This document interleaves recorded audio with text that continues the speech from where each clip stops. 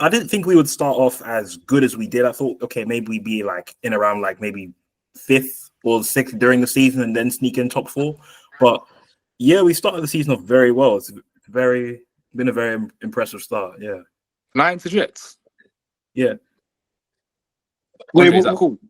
Say that again, brother. Anyone can interject. Anyone can interject. Yes. Yeah, no, I was just gonna ask. Obviously, you say like Zedai, you say that you watched Maresca and stuff. Obviously, they were in the championship at the time. Are you telling me that you was really watching Champions League football? I mean, championship football. I watch tons of football. I don't just watch the Prem. Sometimes I watch and I've heard a lot about other managers across online. So I watched La Liga, I watched Serie A, and I'd noticed a game or two online. And to be fair, a lot of Leicester fans weren't really. A few of them weren't fond of Maresca because I remember they were going far in the league, and then I think then they'd bottled a large lead that they had. Eventually they won it, but it was like if he didn't win the league that season, it would have looked very bad.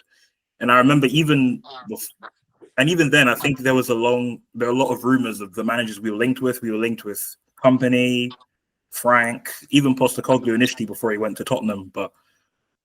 I know I kind of looked at those type of managers because I knew the owners weren't really looking at like the big flashy names because they know they're going to be very demanding. That's why. How do you know that? What do you know the owners personally? No, I don't know them, but like when I just tune into a lot of Chelsea news and I noticed the type of during the stuff that was going on with Pochettino, a lot of the managers that were linked to without we were said to be interested in if he were to leave. A lot of them were managers that were like.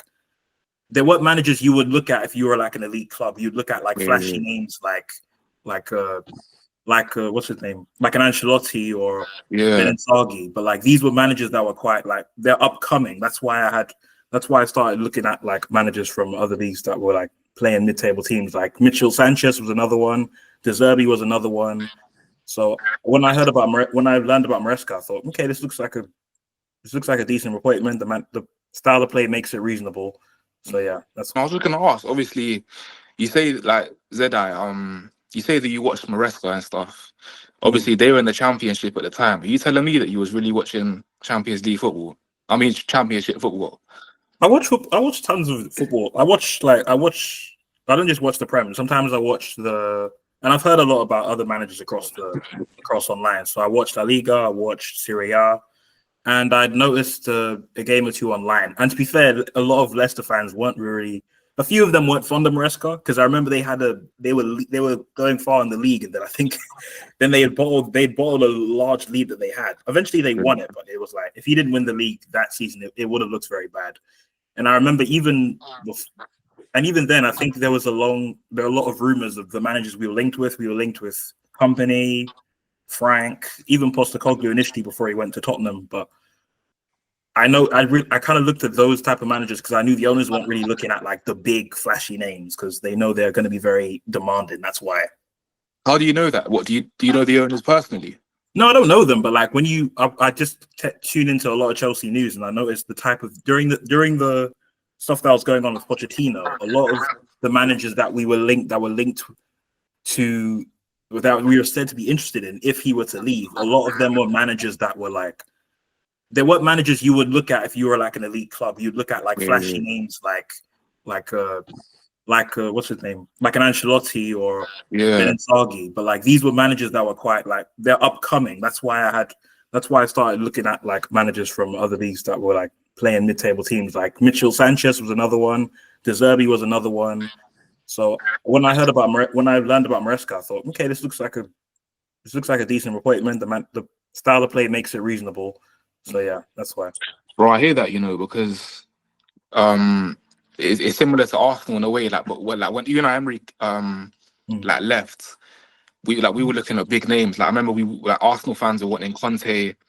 We were wanting because he was available at the time. We wanted the big managers. No one expected it to be Mikel Arteta to come in and do what he did. Obviously, it took a lot of time for him.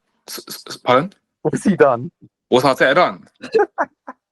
No, listen. I'm not here to Wait, let's stick to the Chelsea segment, then we'll get into Arsenal. Believe me, we will. Go on. Yeah. Continue, Tyler.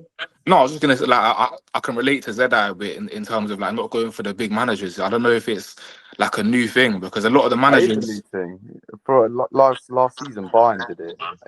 I get it. You go for a manager with a clear style of play, and a manager that maybe can hopefully relate it with the better players. And well, Maresca has clearly. Like with Leicester in the Championship, won the league with them, had a clear style of play. Comes into Chelsea with a young squad, And he's done well, bro. Like to implement his system from the Championship and do it in the Premier League with a big club, like that's not easy. Yeah, I feel like he's got more than just one style of play though. We played 5-6 different types of teams this season, and every time it's worked. And his in-game management is just ridiculous. Like against Spurs, Badia Shield was getting cooked. And he'd switch it up at half time, took Lavia off, who was probably our best player, puts Gusto on, and we like absolutely destroy them second half. So I've got nothing but good words to say about him, to be honest. But with Chelsea, like initially when they got Maresca, ever since they had a fucking Bowley, he was thinking like, okay, this is just going to be a spiral of just fun every season where they're going to keep getting new managers and keep spending a bunch of money, and it's just going to keep bottling it. And so, for example, like a lot of Chelsea fans are saying they think they're going to get top 4, top 6 this season, but Percy was saying like, bro, they'll be like mid table, which is pretty ironic because the tables are kind of turned from that respect. But yeah, we'll give you have to give Maresca his flowers because again, like. Personally, like, found him pretty irrelevant. Like, it was the first time I'd ever heard of him, really, when he joined Chelsea. Obviously, you know Poch, you know these big names, but he's doing his thing, and like, brother, Chelsea are in like a serious position. Like, they're competing. No, we're in a tie race. Well. Yeah. So that's sure. There is 100%. You can't be in second 2 points. How I look at it is, I think with the title race, I just think it's very simple. Like you're in it till you're not really. Like because the points wise, it's there. Like if we go top, let's say next week, right? Like I'm not going to say, oh, we're not in a title race because like who are we behind then at that point? I don't think we'll win it, but we're in it so far. At the moment, we're in it. So like there's no point denying it because the question is, are we in a title race? It's not, do we think we'll win it? I personally don't think our defense is there yet. That's the problem. I don't think we recruited well in the defensive area because I don't think Disassi or Badia Shield, I don't think they're good enough for us to compete for a title. What's wrong with them, bro? Our depth in defense. I think the problem with Disassi is that at times he can defend. He's decent defensively, but on the ball, like he's not very good on the ball. Very very sloppy. And Badia Shield, it's kind of the opposite. He can be good on the ball, but defensively he's kind of a liability, and Sanchez doesn't help as well as the goalkeeper. So Sanchez, though, I don't really get the hate for Sanchez. I understand Sanchez is good. He can be a bit suspect at times, but you think back to the points that he saved us. It's like Bournemouth, he saved us points. Forest, he saved us points. On Sunday, he saved us points. Like there's a lot of games that he's pulled off some big saves and kept us in the game. So. And people call him Sam start and that, but Sam, do you think he's replaceable? I can't see Sanchez.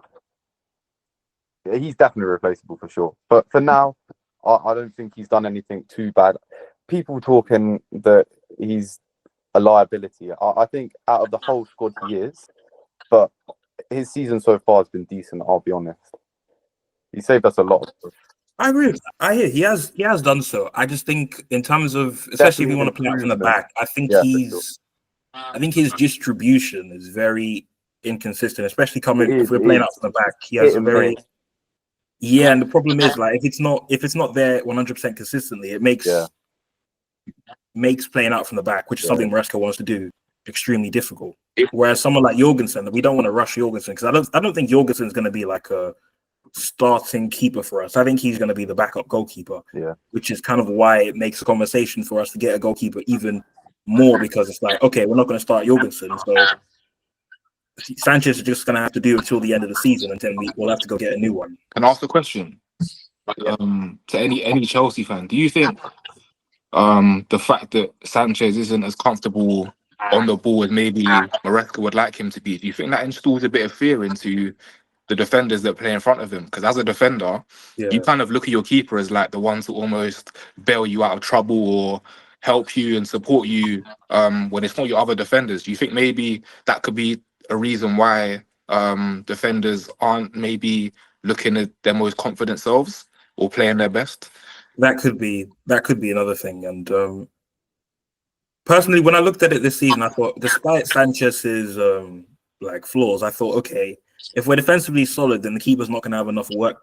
We won't give our keeper a lot of work to do, because sometimes when you watch City, like, despite how you feel about them, like they're solid enough where Edison's not worked enough, really. So you don't really have much to worry about, even though Edison's great on the ball anyway. But I do think it's an element of defenders looking back thinking, oh snap, Sanchez isn't he's not the greatest on the ball, so we're gonna have to pull off our socks on this one.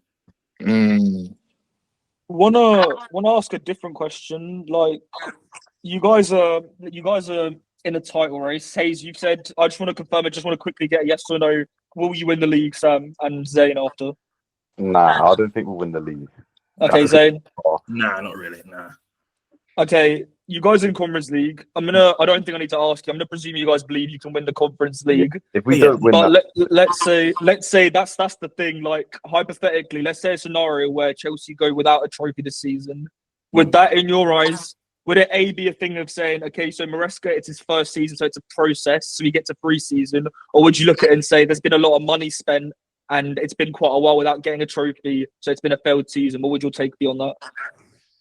If we get top, if we get top 4, but we don't win a trophy, I'd still look at that and say, okay, I'd give him another season to win something, because I feel like managers should get 2 seasons, in my opinion. But I would still look at that as kind of a failure, because I think we don't win that trophy, an absolute disgrace.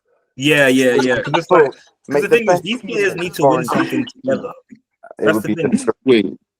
Wait, can we just slow this down? When you say managers like get 2 seasons, how many clubs are there in world football? There's millions, bro. So when you say managers, are we talking just big clubs, or are we talking everyone? I see. Okay, ideally you would give your. Oh yeah, you're right. Ideally, you would give at big clubs. You would give your manager like 2 seasons. For example, at Real Madrid, for example, right? Obviously, you have to go there. You have to win from the start. But if you go a season where you don't win something, you're on thin ice immediately, depending on how bad it was. Like for Ancelotti's second season, right? He didn't win anything. And at that point, I thought he'd be sacked. And then I thought, okay, they kept him on. And I thought, okay, now he has to win something that season. He has to win the league, or else he'll definitely be sacked. Like at the end of this season, actually, they're considering getting rid of him anyway. So even then, like within that one season of not winning anything, at certain clubs, you're on thin ice. But again, that might be a bit too high, because again, it's Real Madrid. But for us, ideally, I don't think we need to. If we don't win anything this season, I'm not thinking, okay, get rid of Maresca. I'm thinking, okay, let's give him the second season to see like where he can take us. Because ideally, by the end of the season, we'd want to get top 4 and the Conference League. That's realistic. And then the season after that, then we go and compete for a title. Wanna ask a question actually? Who is your next best competition in the Conference League? That's a good question. Florentina. It was Surely with that. They just got smacked. With that kind of competition, to some extent, you would be pretty pissed off if you missed out on winning. I'm telling you, it'd be a disgrace if we didn't win it. A disgrace. Yeah. We have to win that, because if we're going to start a winning culture at Chelsea, these players need to win something together. We haven't won something, mate. What's it been? Almost 3 years now. So we'll have to win that for sure. Yeah. Okay. Anyone else want to just touch on that? Because there's something else that's slightly different to move on to. I think with Chelsea, I don't feel like there's too much pressure on Maresca right now. I think before the season, no one was expecting too much of him. Like we saw the downfall with Poch. Before Poch, who is it? Lampard. Yeah. Then before him, Potter. Then before him. Yeah. So Chelsea been in a bit of they've been looking for someone to sort of save them for a while now. And I think Maresca's coming and he's given all the fan base hope. So I think just give him some time, and I feel like things will come good. But there'll be a certain point where he'll have to start winning, a bit like Arteta. But yeah, that's all I gotta say, man. But that's the thing about these clubs nowadays, because what I've noticed is there's like, if you go 2 seasons without winning anything, you're kind of like, questions start to come. yeah, because that's how Real Madrid sustained. That's how they've sustained their success, and that's kind of how even us under Roman. Even though at times under Roman, I was like, okay, you've gone for the wrong manager to replace this guy, but I get why you got rid of him, because it's like you have to maintain the standard. But the problem under us, under Roman, near the end was the recruitment. So it was like it didn't. That's why it didn't look like much change whenever we sacked the manager. But yeah, it's mainly a 2-season type of thing. Yeah. But for the big teams, yeah. Because if you're a mid-table club, it's like, well, what do you expect? If you're Brighton, you can't really expect like a manager to. Brighton fans are putting their hair out watching this way. No, they're a good club. I like this thing. I like Brighton, but the thing is, though, it's like you can't really expect them to live above their means. Like, because De Zerbi did a great job over there. He got them into Europe for the first time in their history, I think. So, despite how the season after that, despite how last season turned out for them, still, you could argue like you couldn't really expect much more, because it'd be them living above their means because of the money at their disposal, I guess. And they do great business as well. Yeah. They do great business, like, and I feel like that's a great club, man. Like, in comparison to Chelsea, who were just buying anyone and everyone. We gave them 200 million. We gave them 200 million just like that, because we got Potter, his backroom team, and then we took Cucurella and all these other guys. Do you think it's paying off? Because you got Cucurella, you got Caicedo. Yeah. Who else at Brighton have you got? Like, are these guys that, like, do you think you got your money's worth from these players? Caicedo for sure. Yeah, Cucurella as well, absolutely. Yeah. Sanchez Potter, probably not so much. Potter, obviously not. Been hit and miss with them, but yeah. Not been bad. Yeah. But you mentioned, Tyler, like how they bought anyone they wanted to, and everyone's obviously been clowning Chelsea for the last few seasons for how much money they spent, the amount of players they bought. But on the contrary, there was like a contrary opinion that came in earlier, which you look at City, where, for example, Rodri's now injured because they have such a small squad anyway that affects their season instantly. Whereas Chelsea have a lot of depth in their team, and like if you look at Chelsea's substitutes, so I'll just say this quickly. If you look at Chelsea's bench for the Man United game, they had like 4 irrelevant academy players on their team. That's apparently like the best team in the world or something. So it's maybe the model they're doing may end up working. But let's see what the season says. Who's that? Chelsea. Yeah. No, I think, obviously, like, we saw they were just bringing in just player after player after player. It was almost like they were just playing FIFA career mode at one point. But I feel like obviously there needs to be a strategy. Like, there's players in that squad who want to be playing game after game, and players who probably deserve to be playing game after game. But in terms of their quality, obviously we don't know what they do at training or what they do behind the scenes. But obviously, there's certain windows where you've got windows to release players and bring players in. But I feel like there needs to be a balance. Like you see it with Arsenal. Like we're starting to bring in some academy players as well. Like, it's not just the big names all around the world. Ethan Nwaneri, Miles Lewis-Skelly as well, who made a Champions League debut the other day and played really well. Like, I don't know. I feel like with a big club, I feel like we need to start giving some younger players some opportunities. So it's really good to see that Chelsea is starting to put some academy players on the bench and believing in their youth. So yeah. Our youth setup is the reason why we've been able to do what we've done, though. People talk about us spending £1 billion. We've sold so many academy products and shit players like Havertz and Mount for unreal amounts of money. So, I think we made 900 million in sales. Yeah, actually. People talk about us spending so much money, but no one talks about us selling how much we sold. Who's a better player? Kai Havertz or Nicholas Jackson? Nicholas Jackson. Okay. Why? There's not even a conversation. But why? Yeah. Just look at them. Watch them play football. Nah, that's a really good reason. That's a really good reason, bro. Just watch them play football. Yeah. Just watch them. Kai Havertz is crap, man. Okay. He is. But I think you mentioned something about the model before. I think the only difference with us is that I think it's how quickly we got these players in. I think we're anticipating a transfer ban because there was something that happened with the last ownership where I think there was some payments that were made or something along those lines. So I think the ownership kind of like rushed and said, okay, we need to get in all of these players now. So then like when the transfer ban happens, it's all calm. Because this model really is kind of a mix of the Red Bull thing. Because at the Red Bull clubs like Leipzig and Salzburg, they get all these young players, develop them, and they just sell them. So we did this. So we have that, but then we also have what City were doing, where here we just get the best young players, develop them, keep the best ones, sell the ones who don't make it. So like that's kind of why, for example, we got Amari Hutchinson, then we just sold them pretty much sooner afterwards. So it's kind of a mix of what the Red Bull clubs are doing and what City was doing. It's just in a shorter space of time. That's kind of why a lot of money was spent so quickly. Hutchinson's a weird one to sell, because like look at him with Ipswich now. Like he's doing his thing in a team with not the most notoriously known players. And he's like, how old is he? Like 20 or something. I don't even know how old he is. He's just taking it on, bro. Like that goal he scored the other week, just slapped it top bins. Do you think that's good, for Chelsea? Is that good or is that bad business? Do you think?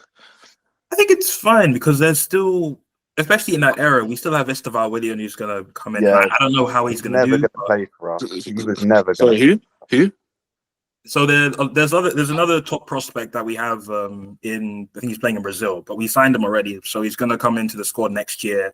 Then there are a few other top prospects. So his name's Esteval Willian, and the other one is Kendry Paez, who's like 2 years younger. But I've never heard of these guys. Well, they can't be that big. But because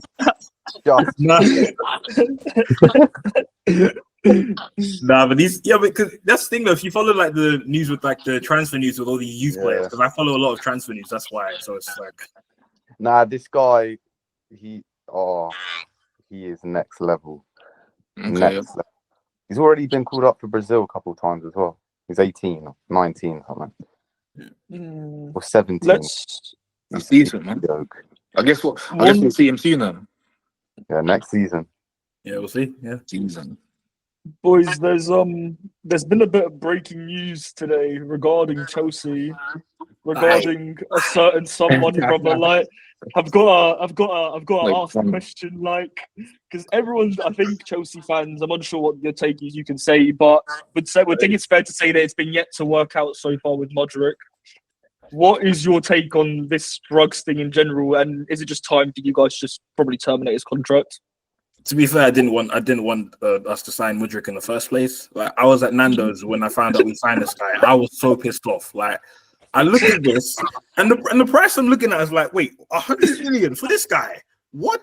Like I didn't even realize. I heard Arsenal were in for him, so I'm like, hang on a minute. Like, what's our strategy? At that time, I was like, okay, what's our strategy here? Because this guy, he has pace, but like, you know what's mad though? Yeah, he didn't even want to join you, man.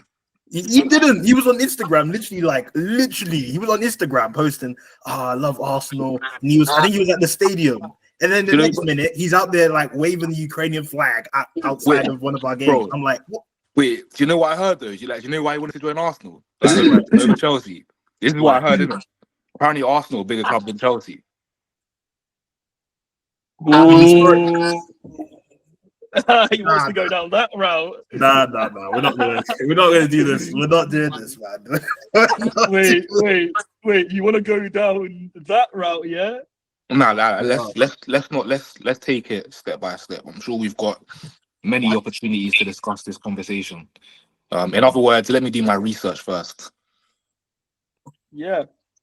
Sorry, I just wanted to piss around. Okay, finally, let's just get. Well, there's one more thing that I want to do. If I can start fucking working this thing properly. This is actually the first time using Google Meet, so this has actually gone better than expected, which is great. Chelsea, where are you? Okay. The final thing that I want to do, I want to get each and every one of you score predictions for Chelsea. So they're playing Shamrock Rovers Conference League. We've already discussed they should win it. Zane, start score predictions. Oh, I haven't seen this team play. I think this is an Irish team. Yeah. Yeah, I think so. Yeah. 5-1. 5-1, Sam. Yeah, it'll probably be something one, probably 4-1. Our squad will be completely different though. There'll be a lot of kids. We might play the third team. Yeah, probably. It'll be 3-1, 4-1. We'll definitely concede though. That's what we do. Yeah. Tyler. I don't know too much about Shamrock Rovers. Obviously, they're in the Conference League, so they've got to be somewhat decent. I don't know where they're from, but honestly, like no disrespect in it. Like obviously playing against Chelsea, I wish them all the best in the world. I think their players will have a good time going out there as well to Stamford Bridge. I'm not sure how many of them would get this opportunity to play there. But I'm gonna go with Chelsea should win this, man. I'm gonna go 3-0 clean sheet. Babin. Well, based on this table, they've conceded the same amount of goals as Chelsea. That's 4. So it says You got a stat, man. it's a good defense, you know. I'd say like a 2-0 maybe 2-1. Yeah, I think we'll probably say. I was actually going to say 4-0, but it sounds like from the looks of things, the defense is maybe it's liable to a goal. Let's just say like 4-1, Yeah. 5. We don't Actually, like fuck to- it. I'm gonna say 5-1. Wow. Chelsea do score goals though. Yeah. Okay, with Arsenal, a team that was meant to have their time, some would argue, the last 2 seasons, but maybe things are going a different direction. 0-0 to Everton, like that is Time's up already. a pretty bad result. Like that, brother. Tyler, what's your take, brother? Listen, in the Premier League, there's no easy game. Like, no, wait, bro, no, wait, you gotta laugh. Go on, bro. Like, cook, brother. Go Bro, on. like in the Premier League, like, there's no easy game. Sean Dyche is the manager of Everton. Like, he's been in this game for years. The experience this man's got, he sets his team up to defend. Everton are not slouches.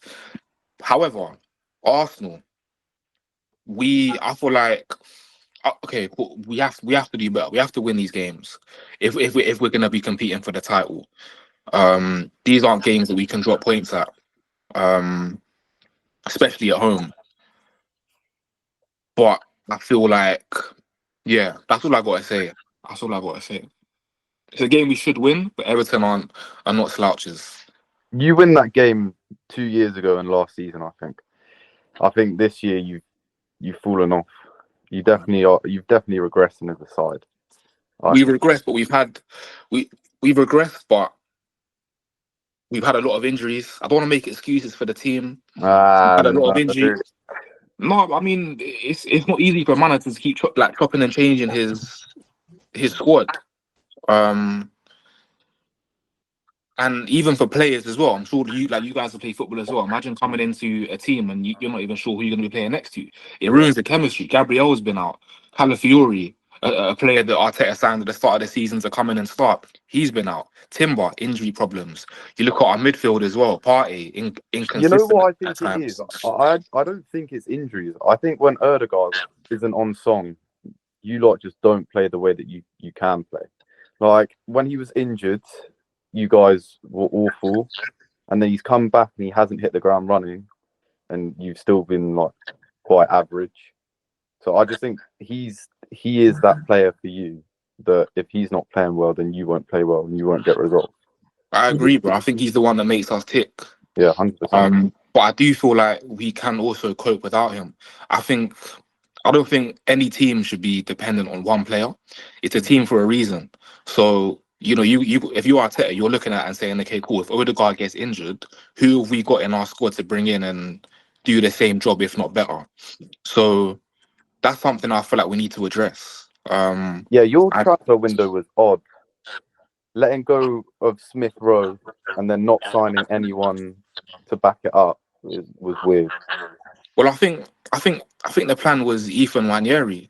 I don't feel like he's put a foot wrong since he's come in. It's a lot of pressure on the kid.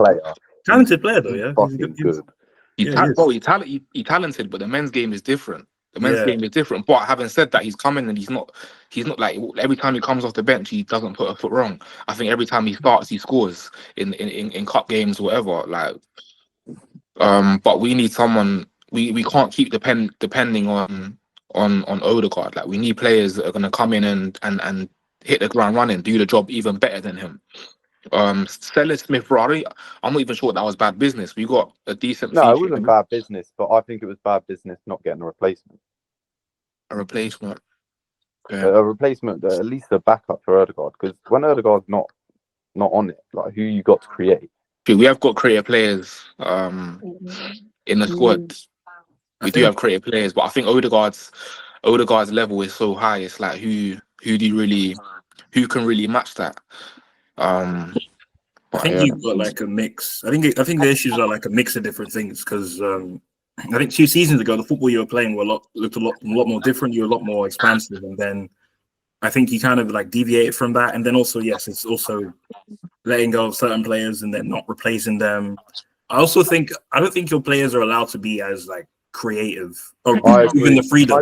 I also think they're given the freedom because I see Saka and I'm like, this guy is a lot like this. I feel like he's given in certain instructions, and at times I felt last season that made him look predictable because of the instructions he was given. Because I'd be used to seeing Saka a bit more like, because he can take on players anyway, but it's like I've noticed. I think his manager, and also he's kind of on his own because there's no fresh competition for him really.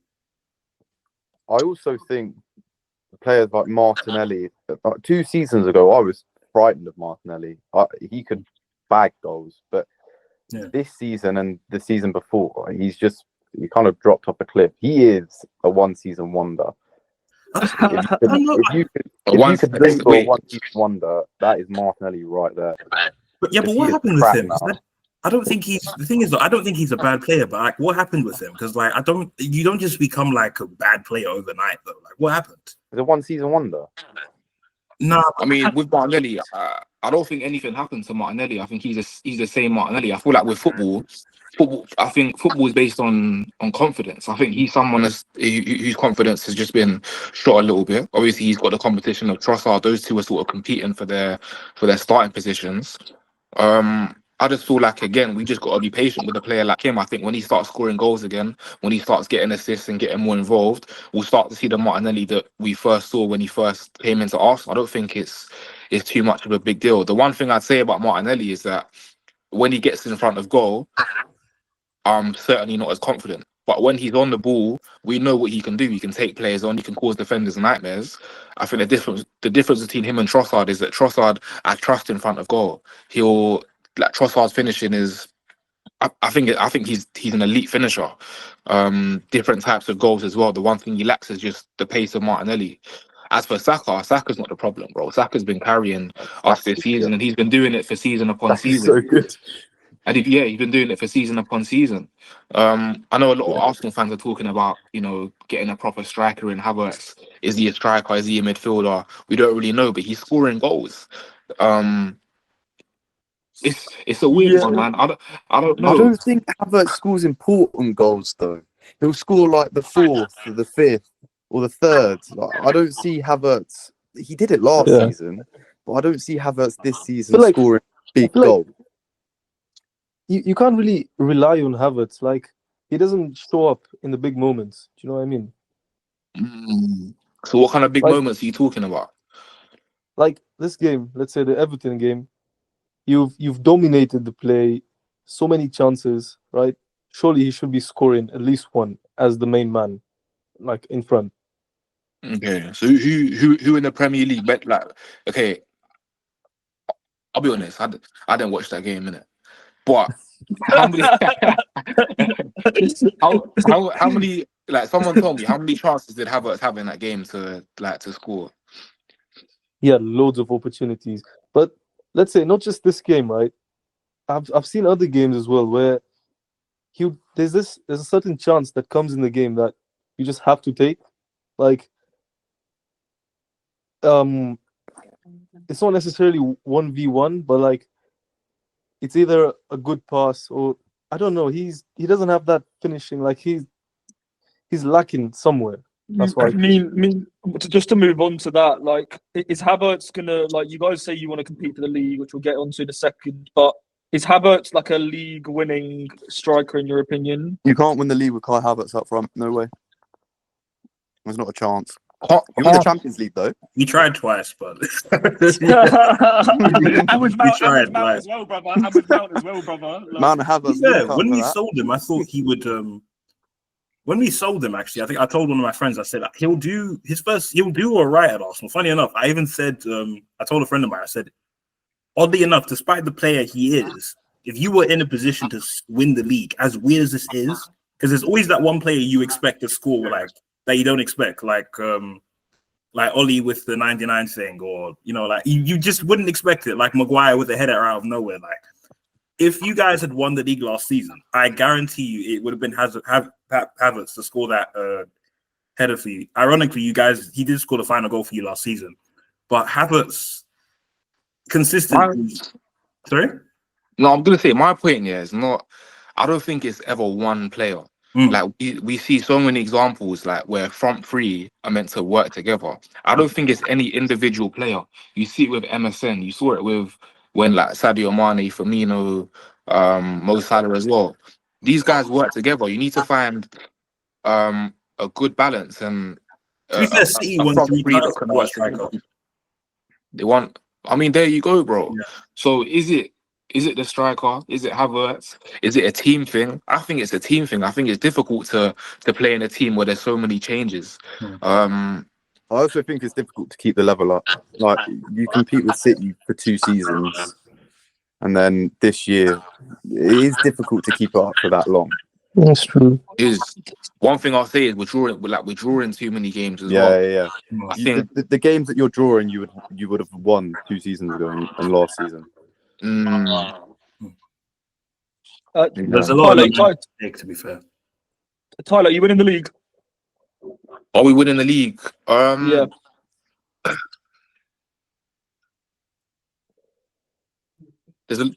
There's a long way to go, bro. Like we played 16 games, isn't it? There's still a lot of time. I don't think the league is dependent on us, and I feel like it is. It's down to Liverpool. It's down to Chelsea. All we can do is just win our games. That's all we can, and just hope, because it's not in our hands no more. It's not in our hands no more. Like it was a couple seasons ago. So all we can do is just keep ourselves to ourselves, win every game, and by the end of the season, see where it goes. I do think it's better for you. I feel like to be in this position, because when all eyes are on you, I don't think you perform too well, to be honest. Wait, say that again. It like last season and 2 seasons ago, when all eyes were on Arsenal and everyone was saying, "Oh yeah, Arsenal are going to win the league," it didn't happen. I think it's better for you as Arsenal as a football club for you to go under the radar. People like discredit you, and then you might win it, but I don't think you will. Yeah, but you can't really dominate football like that, because eventually you have to, you know what I mean? Like if you could, yeah, you can take people by surprise with your first season, but like after you do that, whether you win it or not, like you're gonna eventually be under pressure, and you're gonna have to just persevere through it. You can't really dominate football by going under the radar. That's the thing. I agree. I fully agree. I feel like when you get into that position, you have to be able to deal with that pressure. You're going to get recognition. With Arsenal Football Club, whether we're 20th in the league, whether we're first, whether we're 13th, people are always going to be talking about us. And when you sign for this club, you know that. So you have to be able to perform under the under that certain amount of pressure.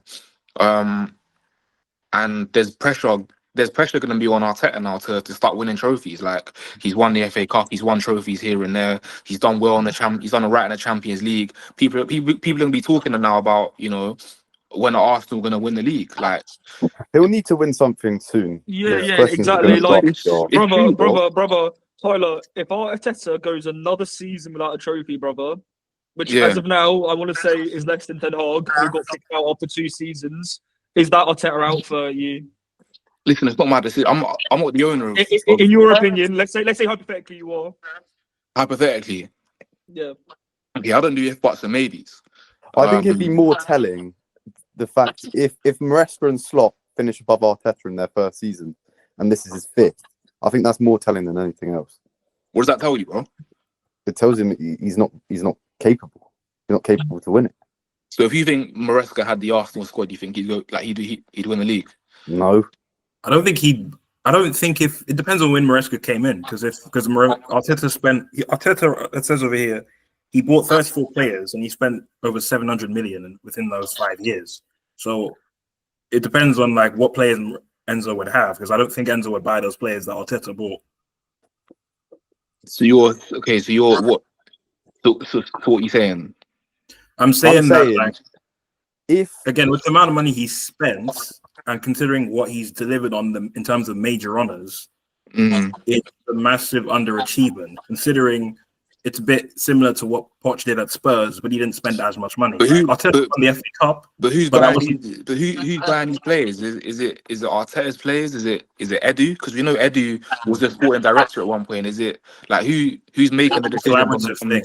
I think it's a Kai collaborative Havertz is thing. definitely an Arteta signing. But 100%. Tyler, Arteta said I'm pretty sure Arteta said that he liked the transfer window they just had in the summer, correct? Or But of course he's gonna. He's not gonna come out and say. Yeah, he has to say that. He's not gonna come out and say, "Oh, like, like these men above me are making terrible decisions in the transfer." He's not gonna come out and say that, bro, is he? Of course he's gonna be like, yeah, and think about the effect it has on the players that come in as well. Imagine Amanda saying that. I don't even want this guy to come in. Like, imagine how he feels. Yeah, imagine a manager coming out saying, 20 years, no league title, they never won it. So imagine a manager coming out doing that. Nah, man. I mean, he's making the decisions on the players. I don't know.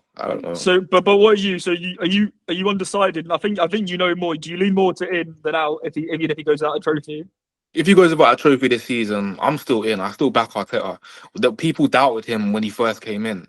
And he's proven people wrong. He's turned non-believers into believers. So why now are we then going to change and turn our back on him? I think give him a few more seasons. I think trust in him for a little bit longer. And if it gets to the point where we're starting to plateau a little bit, then we can start, thinking about bringing in the next manager. But who's even out there to bring in, bro? Yeah, but Tyler, like if you guys end, let's say 4th or 3rd this season, that is worse than what you've done the last 2 seasons. You're saying we've gone backwards. Yeah. Okay. But I think it's clear that you have. This season, you've regressed. Yeah, because when you came in, like he finished 8th, then he finished 8th again, then he finished 5th, then he finished 2nd, then he finished 2nd again. But it was like now you're kind of in a top 4 race. Well, I mean, you're still in the title race, but still, it's like like sometimes you've got to go backwards to go forwards. A bit like a spring, when you when you get a spring and you push it down and all of a sudden it just pops up. This could happen with Arteta as well. I feel like it's too early to be calling them out. We're 16 games into the season. Let's even see where it goes. Like, there's still a long way to go. It's not looking promising, but if Liverpool win the next game in hand, we're 9 points behind them with another 18. I'm not even sure how. What is it? I think it's about 22 games left, bro. So let's not get carried away. Let's be patient. Let's see how the season continues to unfold, and we'll. With the way that you're playing at the moment, do you even think you can win them? I mean, the next few fixtures look actually good for them. They have Palace. Yeah, but Everton at home is like a guaranteed win. They draw. So guaranteed win. I think that's a bit disrespectful to Everton, bro. Yeah, Everton. Last season for Arsenal, it's a guaranteed win. Last season, at home, yes, but away at home. Yeah, no. At Goodison, it's difficult, but at home, you should be beating Everton 100%. As Arsenal, especially because this was your year. Bro, it's because it's a team, Tyler. It's because any team that's going to win the league beats Everton at home. Bro, Liverpool's not clearly going to stay up though. That's the thing. So they didn't really. If it was a matter of them being in like a true relegation fight, which they don't really seem to be at this moment, then I'd understand them getting the result. But Everton are clearly going to stay up, so it didn't seem like a result they were dying on the hill to get. Bro, didn't Liverpool drop points to Fulham at Anfield the other day? It happened. That was I know talking about. I'm not saying that it doesn't happen, but they'll drop points next week. Contextually, that was with a man down as well for most of the game. But I'm also saying last season and the season before last, you beat Everton at home 10 times out of 10. This season, you draw to them because you're not playing as good football. No, see, in the past, like loads of managers, they've said this thing where you can't win the league like with the same group of players. Like Pepe say that, Ancelotti say that, even Ferguson.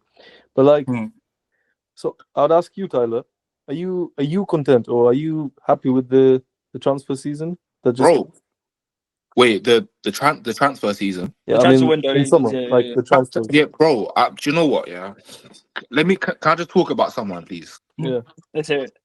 Alafiori, bro. Why is no one talking about this guy?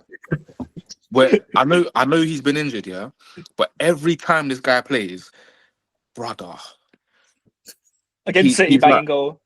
bro, not even the City game. But if you actually watch this brother play, yeah. But was I your thought- defence the problem? Did you really need to strengthen your defence? The whole reason that you were in the position to win the league was because your defence was so good. Okay, Pep. So if you know what I'm going there, you tell me the problem. Okay, so what is the case for You're not Arsenal then, scoring bro? enough goals. You're not scoring enough goals. Okay. That's the problem you've got at the moment. You know what's crazy? Needs competition. We scored 29 goals this season. Is that not enough in 16 games? Two off How many Liverpool. set pieces have you scored? Two off Liverpool. There's barely any difference there, bro. No, but you're scoring a lot from set pieces and not enough from like open play. Okay, so this is a different conversation now. You're talking about open play, and so you're saying we need to score from open play. More from open play, because I think the thing with Everton is that they realized, okay, if we can stop them from scoring set pieces, they're not going to come out and play like that. Where before 2 seasons before, you'd score goals from open play for fun. But like, I also do a lot of that this season. That's the thing. That's why. When you play big teams like you did United, you were struggling to break them down, but the set pieces won you the game. But against Everton, when you're struggling to break Everton down, and you know the size of Everton, Sean Dyche, you're not going to score set pieces against them. You're going to need to find a different way of scoring goals against the lesser teams, I think.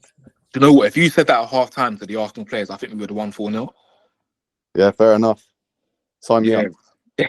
Well. But Tyler. We saying? Okay, so just want to ask just a genuine question, because this is another thing, like kind of touching back onto the trophy thing, because I'm curious. Like we talk about Everton, fine, but let's say hypothetically this is another trophyless season, brother. You look at what players like Bellingham have done when they went from Dortmund to Real Madrid, and they now won trophies. You look at players like Kane, who looks like he'll win his first trophy now. Don't go there, bro. Fine, it's an upgrade, bro. Bro, this is a serious question. Arsenal go trophyless. Does a Saka, like a top player, like a World Cup player like Saka, say it's time to move? Gee, Saka ain't going nowhere. Okay, bro. Saka's not going anywhere. Saka ain't going nowhere. But I do think Saka's our boy. He ain't going nowhere. I do think someone like Saliba would leave. Why? Because he's young. You don't want to waste his prime years at Arsenal, not winning anything. He's got time, bro. He's like you say, he's young. He's got loads of time, bro. You can see it in his eyes when he plays, bro. This guy plays for the badge. He loves the club. You can't take it's difficult to rip that away from someone. Van Persie loved the club. Pardon? Van Persie loved the club. But did he though? Yeah, I mean, he was there for time, Like he had one good season at United, and then his career was pretty much done after that. But did he love the club, bro? Like that's a question you got to go and ask him. Through his actions, I don't think he loved the club. No player that loves the club goes to their rivals, bro.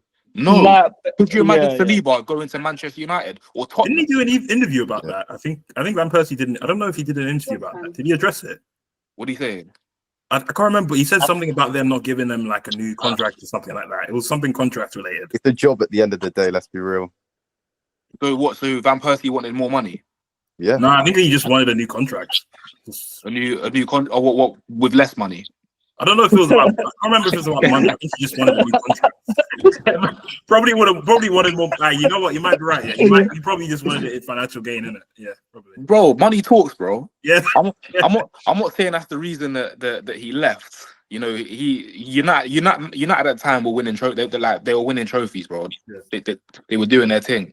I think Fergie was still in charge then, wasn't he? Yeah, he was. So he knew what he was going to. But if I'm like, if we're talking like, if you really love a club, bro, you hold it down, bro. If you love a club, you take less money to stay at that club, bro. If you truly love that club, because you love the club, innit? But the problem under Wenger at that time, like you guys started to sell your best players, and then you just like replaced them with. There were still talented players, but like you guys, you often made a habit of just selling your best players for like. I think you guys left hybrid and you went to the Emirates and you just had to start selling, and then you kind of went into that point of being a feeder club for a bit. Yeah. Tyler. Oh, sorry, brother. Go on. No, I was gonna say that was a long time ago, but I don't think it's relevant that we go back 200 years. But yeah, Andre, what were you saying, bro? History I was gonna say, would you say? Wait, whoa! He just said that. I said, yeah, but history repeats itself because it's like if Arteta doesn't win this season, then he doesn't win next season. But other clubs start, like let's say Chelsea and Liverpool win things, and and United get back on track. Then some of your players might look at other options. I hear you. And with Wenger was, bro, he was dying out, bro. We were not. It's different. It's different because with Wenger, it was like you could see the same problems happening over and over. It was the same tactics over and over. The players were not up to scratch. So Wenger's time was it was a ticking time bomb, and eventually he left. We have to thank him. Obviously, I feel like he's to this day our greatest ever manager. But with Arteta now, it's different because we've got the players now. Arteta's managed to gain experience. But yeah, man, he does need to start winning soon. I can't deny that. How soon? How soon? Okay. What this season? How soon? Yeah, let's say this season. Like, is there like a minimum that he would have to win for you? You're going to need to win an FA Cup soon. There's even no an FA Cup, I don't think is good enough. Facts. I think it's either got to be a Champions League or a Premier League within the next, 2-3 seasons, man. 2 seasons. That's like, wait, two seasons max, bro. Brother, 8 years, man. Well, I'm just looking at it like who else is really going to come in? He's got a great relationship with the players. Like getting rid of a manager changes the whole dynamic. Like this is his kingdom, bro. This is what he's built. Obviously, with the help of others. To just leave that after one season of a slight backpedal, I think is a bit unfair. I mean, Klopp did it and they're fine. Say again? I mean, a similar thing happened with Klopp. They had him for quite a while, then eventually he just left, and then new manager came in, and it didn't seem like he had to get rid of 11 players. It's just. Yeah, well, I mean, I'm not sure if you're aware, but Liverpool and Arsenal are obviously two different clubs, so they're not always going to operate the exact same. But I do hear your point, bro. There are other managers to look at, though. I mean, like who? For example, I guess De Zerbi. Nah, none of them are better than Arteta though. I don't think you sack Arteta just to bring in someone that's worse than him. I just don't think he's that guy to get them over the line. Those managers, I'm picking either De Zerbi or Inzaghi. I can't lie. I wouldn't take. You could try and revive like Oli Gunnar Solskjaer, for example. Hey, you know what? Actually, Patrick Vieira. How about him? Yeah. Or maybe Henry. Get Henry in as manager. Hey, yo, that's mad. Do you remember? You better cheeky, bro. You better cheeky. Do you remember when Oli? Remember when Oli, Lampard, and Arteta was a debate? Do you remember that, brother? Oh my god. And who Arteta won. Yeah, we were all down definitely. bad, man. That was crazy. Arteta still reigns. Yeah. Brother, it's actually crazy that Ole Gunnar Solskjaer was a Man United manager. Like on reflection, like that is crazy. He's been your best. We'll just do quick score predictions for the Arsenal game. Arsenal do the United one as well. Oh, cup game. We'll do the United one as well. Go on. Yeah, that go would on, Tyler. You go first. Tyler, as Arsenal. Wait. This is a cup game. Yeah, it's against Palace. Cup. Yeah. I'm gonna go 1-0 to the Arsenal. 1-0 to the Arsenal, okay. 2-0. 1-0 Palace. 1-0, 2-0 from Hayes. Bobby, what do you think? I'm saying 2-1 Arsenal. Yeah, we'll say 3-1, 2-1 Arsenal. Yeah, 2-1 Arsenal. Okay, good. Let's talk about then the City game. I mean, Zayn, appreciate that you're a Chelsea fan with two United fans discussing about United beating City. But let's ask you first, like, brother, what did that win feel like, brother, for you? I mean, we shouldn't get ahead of ourselves. I mean, that's what we always do, right? Yeah. It's Man United fans, delusional or what. But obviously, City, they're in a slump. Like, they're not playing well against any team, not just the big six, but like, was it Feyenoord that they drew to 3-3, dropping a 3-0 lead. I watched the game. We dominated fully, right? We deserve the win. Feels good. I feel like it's a good, something good to the players, give them a lot of confidence to go into the other fixtures. But yeah, I think it should kickstart the season now. 16 games in, but it should kickstart now. Brother, do you know what? Yeah, like, I'm going to say, you can come and say your perspective of someone that supports a different team, but as a United fan, I've seen a lot of fans say, like, oh, both teams played badly, United didn't even play that well, I personally disagree. We've actually thought United played really well on the day. And obviously, it was an amazing win. But I'm even starting to really like that exact starting 11 that he chose. Like, literally loved that team, brother, with the back five as well. Brother, he's bringing that back five back, and I'm liking what he's doing, and definitely like as well a guy in Bruno in the midfield. Like Zayn, what did you think of that? Because again, to me, it felt like a good performance. I don't really care actually that much if it was a good performance. I'm happy that we beat City in like the 90th minute. It just tasted amazing. What did you think of the game? I thought it was a great game. I think it was. I wasn't surprised about the result. I'll be honest. I didn't like when you guys equalized. I was watching it with my little brother, and I was like, keep your eyes on the game because something's gonna happen here. Like, it didn't seem like a draw. It didn't seem like it had a draw in it. I could sense United going out with a win with this one. And even during the season, when you guys were struggling under Ten Hag, like initially when you guys kept him, I was baffled by that decision, and now I can see Ineos have taken care of it now and why and all that stuff. But when you guys had Ten Hag, I was like, the squad isn't as bad as people are making it out to be. Like, if I'm looking at your squad, especially with the players you brought in, like you guys have a very good defense, in my opinion. Like, if we had your defense, I'd be very. Let's say if we had our players, but we had your defenders, for example, I'd be very confident in a title race. But because our defense isn't that's why I'm like, I don't think we can win the league. But I think, I'm not gonna lie, Mount, Højlund, and Garnacho, I can't lie, they kill your attack. Like, they just do it for you. And even Rashford, I said Rashford, I think, I don't know, but they kill your attack. But bro, this is what. Okay, so agree with the Mount thing. I'm kind of done with that saga. He's been injured too many times. When I said I like the starting 11, I should probably rephrase. I liked it when Mainu came in ahead of Mount, and definitely that saga's done. But the Højlund thing is actually, I would still say he had a pretty good game, despite the fact that he went without scoring, because there is also like quite a service problem in the team, and Garnacho as well. Like, we can touch on, but like, why do you think, for example, Garnacho and Højlund?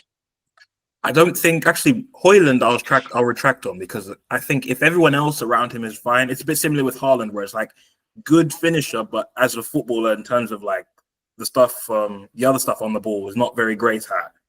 But I think if everyone else in your squad is solid, then I think Højlund will be fine. It will make up for what he lacks. But with Garnacho, decision making, football IQ, I don't think he knows when not to make the runs. I don't think he knows when not to pass. Like, I think he's one of those players that, those wingers that make their debut but they want to impress. Like, they're so quick to like just impress and do too much. Like, we had this with one of our players, Tariq George, the youth player. He came on and I could see he was talented. He kept doing too much. He just couldn't do the basics. But I can see where his outstanding qualities are. But with Garnacho, I don't know what his outstanding qualities are. Dribbling, not a very outstanding quality. Passing, not very much. Not creative either. Not someone that's not a great shooter either. He might have a moment or two, but there's no quality. There's no outstanding quality there. It's like a what's the phrase? Jack of all trades, master of none. But he's not even like a jack of any of the trades either. So I don't know what his outstanding qualities are. Garnacho, Bob, go on, brother. No, I feel like he has it all. He needs to work on a lot of things.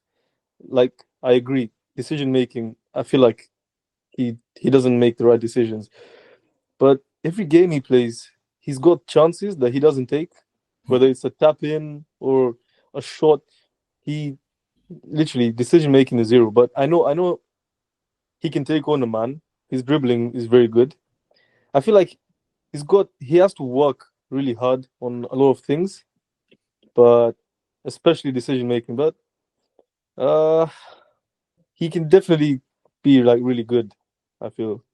Would say, like, Zayn, do you think right now, I think he's like 20, something like that. Do you believe that, let's say in 3-4 years' time, he has the potential to be world class? No, because I think the thing people forget, and I understand why people go to age, but with age, it's as a football, because again, these guys start playing football when they're like 4 or 5, so they have those teenage years to figure out what their qualities are. And then when you become like when you're 20 or so, when you go into professional football, those years throughout your career, you get older and reach your prime. That's to master what you already have. If you're not a great dribbler and you're 20 years old, you're not going to become a great dribbler. Like Gallagher, for example, he's not a great dribbler. He's not great on the ball, but then people will say, yeah, but he's young, but he's not going to become a great dribbler. He's just going to be better at getting stuck in or whatever, but he's not going to get something he doesn't have. Like, that's the thing with football. I don't think if you're not a great dribbler, if you're not very creative, especially with your decision making, because even Amarim, and I don't think he rates like those two players, because I think he said in a press conference somewhere, he said, I shouldn't have to coach decision making. He said something along those lines.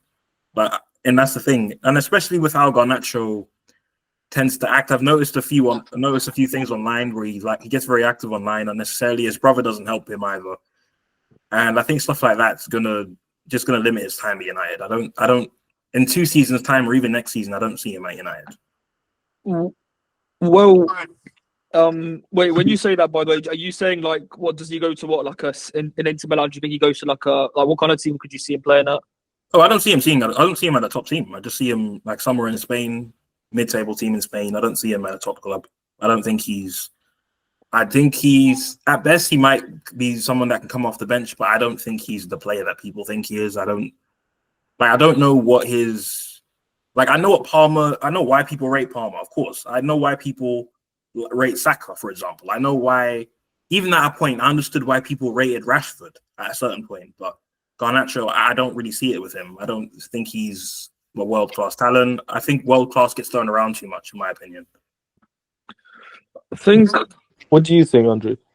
No, I personally do rate Garnacho. We'll get on to actually the decision that happened. Of course, he left out Garnacho and Rashford from the game, which personally, actually, I think is very good. Bro, that's the thing. That this is the take on it. Let's say hypothetically United lost or drew the game, yeah. Then everyone will start playing devil's advocate and saying you should have played them, whatever. However, I would say that because they won, can actually back that decision and say, you know what, fair play. And if they're like pissing around or not showing the right attitude, then it makes sense. So I personally actually rate Garnacho. I would say if I'm Amarim, I would probably just do what Ten Hag used to do with Garnacho, which was basically you can come off for the last half an hour and he might come and score a goal, like ruffle up like the defenders' feathers, etc.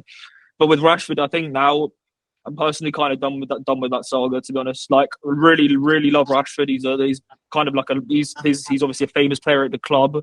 But like this is like every week now. Like, he might in 2 or 3 games he might get a goal. There'll be some other reason why he's got bad attitude in training, or he's already had problems with Ten Hag as well. So I think, and Jamie Carragher was even saying this on Sky Sports, like he thinks he needs to leave. And I think personally now, like, bro, like I saw that team against City and it didn't have Rashford, and I really like that team again with the copy ahead of Mount. So I think personally, if Rashford goes, we'll be okay with it at this point, because I wouldn't start him. But Garnacho, I do think he has a future, and I believe that in the next 2 or 3 seasons, I generally believe he could be world class, in my opinion.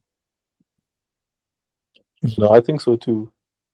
For Garnacho, Rashford, it hurts, but it's like, yeah, he needs to go. Like we've given him too many chances to like change his attitude, or because he's got how you say it, he has everything that he needs. He's got pace, he can dribble, He's literally a 5-star skiller. I mean, yeah, I'm saying that from FIFA, but so he has all this. He's got a good shot on him, but at the end of the day, it's 2 seasons now. He showed up in one of them, which was 2 seasons ago. He played 30 goals. Like he scored 30 goals that season. It's amazing, right? It's literally like if he's starting the game, you just know he's going to do something. That's how good he was. And then the fall off, he just fell off, and he's just not been able to pick himself up. So, like, yeah, don't see the point, you know. The future's bright for you guys, though, in my opinion. I do think it's going to be, in terms of competing for the title, I think it's in years' time, it's going to be between United and Chelsea. And I can see you guys eventually there. I think, especially with the new ownership, like the timing of it was very good. I do think there are going to be certain, like, there are always casualties of a new manager. I think Rashford, Garnacho, eventually Bruno, I think he's going to be another casualty. And I don't think Bruno's a bad player. I think he's decent. I just don't think he's what people thought he was. That's the thing. I don't think he's, there are times in the games where I'm like, he likes to play the long ball a bit too much. And I'm like, just because you can doesn't mean you always should. Sometimes it's quite careless. Yeah. I mean, the Bruno's an interesting one. It's actually quite a divisive one, let's say, in the Man United fan base as well. And personally, always someone that's like stuck up for Bruno, and always like loved Bruno. But a lot of Man United fans get pissed off with Bruno. I'm sure you probably hear it, whether it's like him giving the ball away 100 times, whether it's him like making like bad decisions, whatever it is. But I think for him, I think he's obviously now won an FA Cup. He's won a Carabao Cup. But I think that he just needs to win now, like a Prem or a Champions League with the next 2 seasons, which is going to be hard. I mean, it's good that you think that United may be in a title race within the next 2 seasons. Yeah. But think that if he can win a Prem or a Champions League soon, he can cement himself as like somewhat of a United legend. I think that legend. No, I think that's. Is that too far? I think it's a bit of a stretch. Not legend. I wouldn't say legend. He's probably been United's best player. Like that's they've true. had in like the last 4 or 5 seasons. As soon as he joined, he literally carried the club fully for 2-3 seasons. It's good, but I don't know. He hasn't. I feel like as a United, I love Bruno, man, but he hasn't. There's something he hasn't. It's not quite there yet. You know, like I'll say, like you know how Odegaard is. Right? Yeah. He's not quite like that for some reason. I don't know. Not as dangerous as he should be. Yeah. Or as he's expected to be. That's the thing. Like there are good qualities I've seen from both players, but I don't think they're as dangerous as they should be, especially with Bruno at times. As I reiterated before, with the long ball, maybe at times he might be a bit careless when it comes to stuff off the ball. I mean, off the ball, to be fair, he does put in effort. That's one thing I'll give it, because like there's certain players that like you can see a bit of talent in that don't really put in that work off the ball. And Bruno, I think he'll have a bit more time. But the 2 players I mentioned before, I think that their time's up. But Bruno, yeah, I think playing. I don't think you should play him in the higher up. I don't think playing him up higher up the pitch helps him. I think if anything, you'll benefit from having players like because I know you guys are playing 2 behind the striker now, so I think you'll benefit having Mainu and Ahmad there, and then you'd have, I don't know, Xerxes or Højlund. I mean, Zayn, Bobbin just mentioned Odegaard. Do you believe that United would do better with an Odegaard ahead of a Bruno? I think so. Yeah, probably, like slightly. I don't rate Odegaard that highly. I do think he's a good player. Like, it's not even that I think he's a bad player. They're just a lot of players I don't put in the world-class category because I think it gets thrown around a bit too much. But Odegaard's a good player. I do think at United he'd do very well, actually, if he was there. That's interesting. And obviously spoke just above and about the decision with Amarim. What did you think of him dropping Rashford and Garnacho? I was very happy. Oh, that was a long overdue. I saw that and I was like, yeah, this guy finally he's caught on, because he was playing those 2 and I was like, like it was, and I saw that it's a big statement, not even in the squad, not even as a sub. So I was like, yeah, it's good. It definitely sends a message to both players. Yeah. It's up to them how they take it. Are they going to improve themselves? But that was good. I think attitude's the only thing that will determine how long they stay, because like there's obviously a conversation about, for example, in the years you could argue Maguire wasn't ideally someone you'd want to keep, but because of how humble the guy is and just down to earth he is. It's like, well, he doesn't mind just either being that player that comes off the bench and contributing. So it depends on the attitude that Garnacho and Rashford have. But I personally, I don't think I think they've got like too big of egos to like be self-aware of where they are. So that's why I think the time's limited. Yeah. I mean, I another thing that got mentioned is like, bro, these are players that have both scored in derbies before, like especially Rashford. Like, you know that thing of form goes out of the window. Like, yeah, Rashford may be in bad form, but like Rashford does like a derby goal. Like, he can score against Man City. He did it last season, even when he was in bad form, a screamer. But yeah, it was ballsy from Amram, and like fair play because it clearly paid off. I don't know. This might be like an unpopular opinion, but I don't think I would like Bruno to continue like being captain. Yeah, who do you think? Material. I think someone like De Ligt.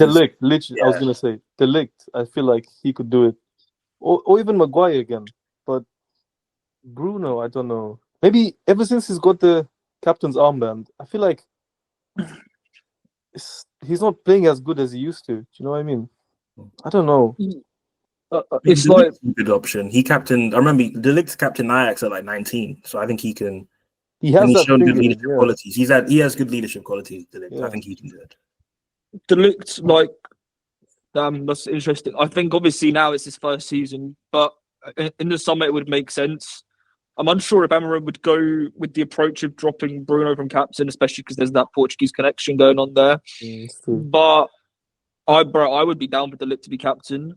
I would say I like Bruno as captain more than Maguire. I actually think Maguire's playing better now though without the captaincy. Mm-hmm.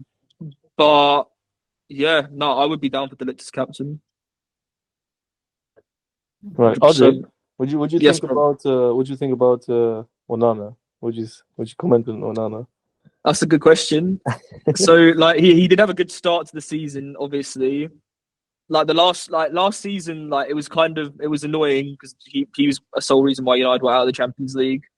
But fine, you kind of gave him a free season, do your thing, and he started off well this season. But he has made like quite a few mistakes the last two games. But again, like I feel like I'm fair to critique him because I never wanted to sell De Gea in the first place. I wanted to keep De Gea at the time. I wanted to keep De Gea anyway. Yeah. So any United fans that are like going that crazy, and it's like, brother, they were the same ones that wanted to get De Gea De Gea out of the club ASAP. But bro, I'm okay. I think right now I'm okay with Onana. He makes mistakes, but again, like, no, I think he's a good goalkeeper. What do you think, Zane? I think he's a good goalkeeper as well. How last season went for him. I saw it was interesting. I always come across these comps and they're like, I saw a lot of the comps of his mistakes at Ajax and Inter, and I'm like, okay, so this isn't like a new thing. It wasn't a new thing with him. I think he just needed like a season or two to just settle in, and now that he's a bit more settled and used to the league, I think he'll be all right. I don't think he'll be. I don't think he's a problem. I think he'll have maybe a Bozo moment once in a while, but I think he'll get used to the new squad very quickly. Where do you think he'll finish? Well, Zane, funny you mentioned that. I'm about to. Where's this? Okay.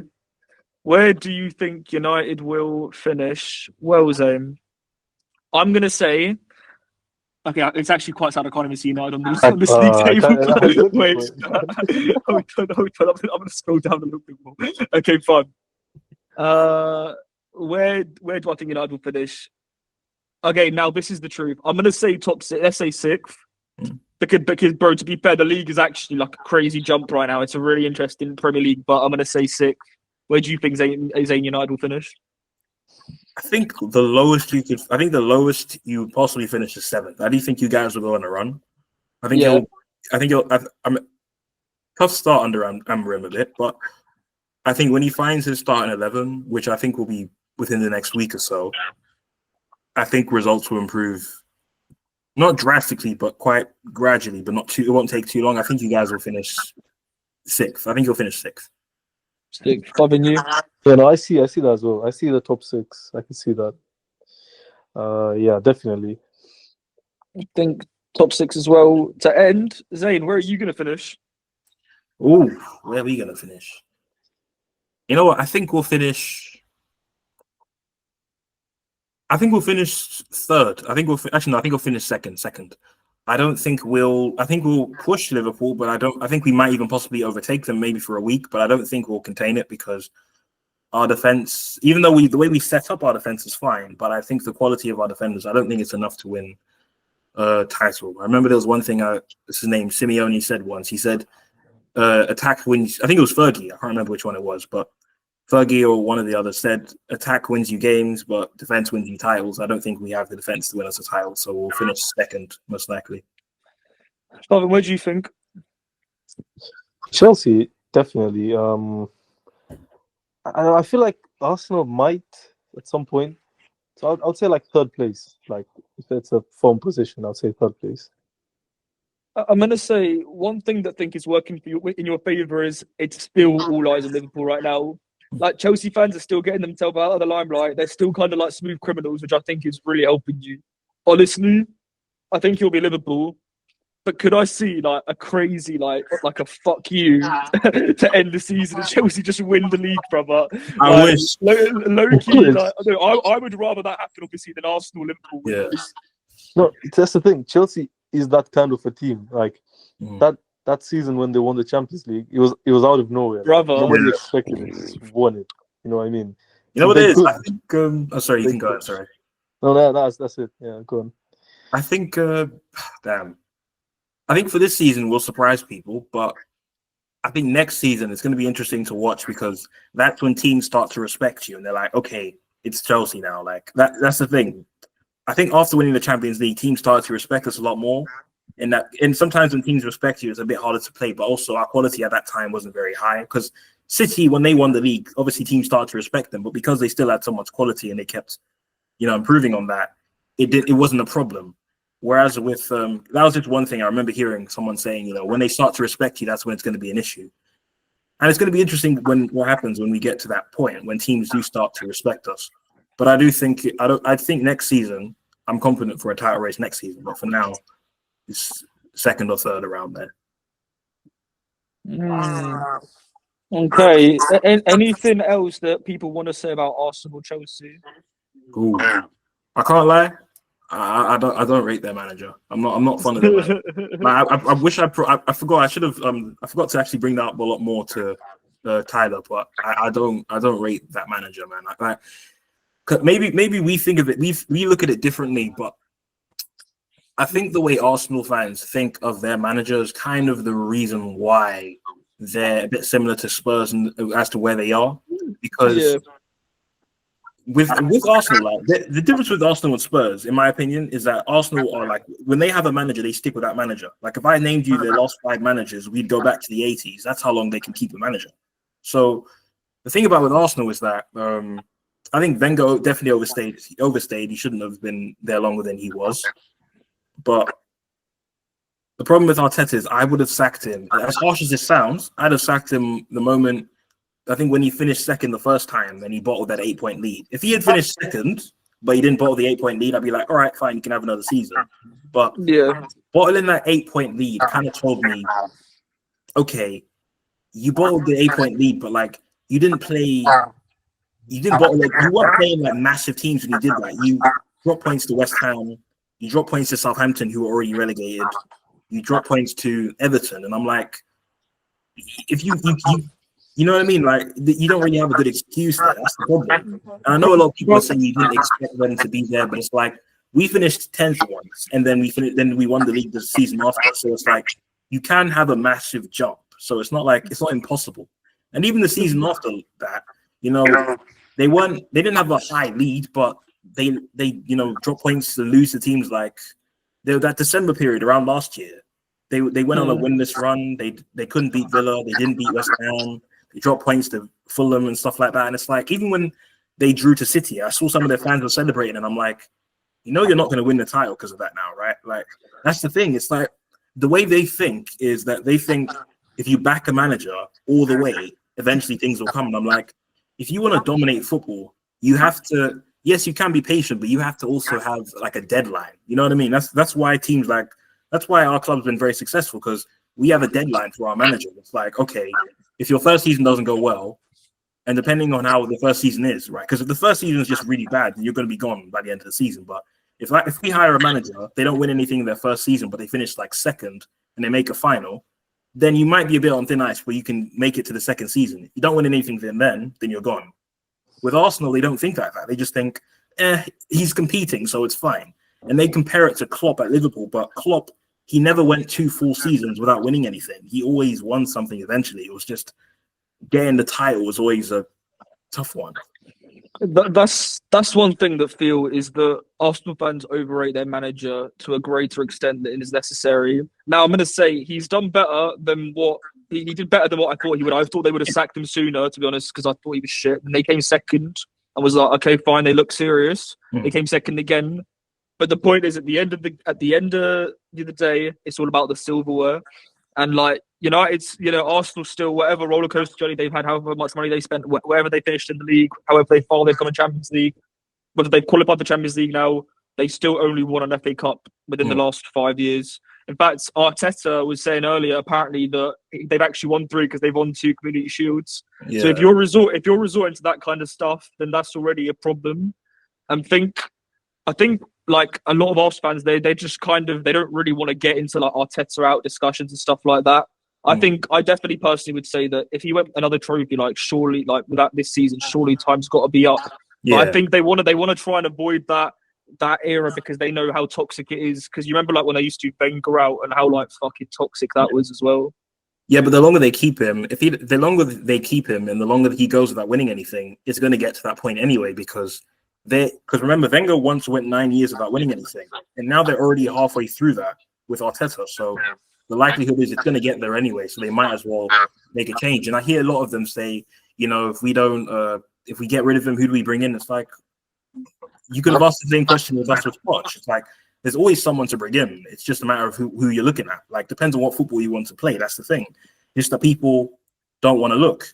And even with Emery, I don't think they took to Emery very well. So it depends on how the fans are. I think they are very loyal to one manager. Like I think they have that within their fan base. But the problem is, it's a business. If you're not performing, then you gotta go. And finally, just to get it out of the way, it looks like it may not get done, but that's fine. Man United, they've obviously beat City, which is amazing. And Diallo, love that. And score predictions for Tottenham. Spurs, you lot. 3-0 Spurs. Really? Okay. Bobin, what do you think, brother? I don't know, man. 2-1 Spurs? For real? Confident. Nah, I'm joking. No,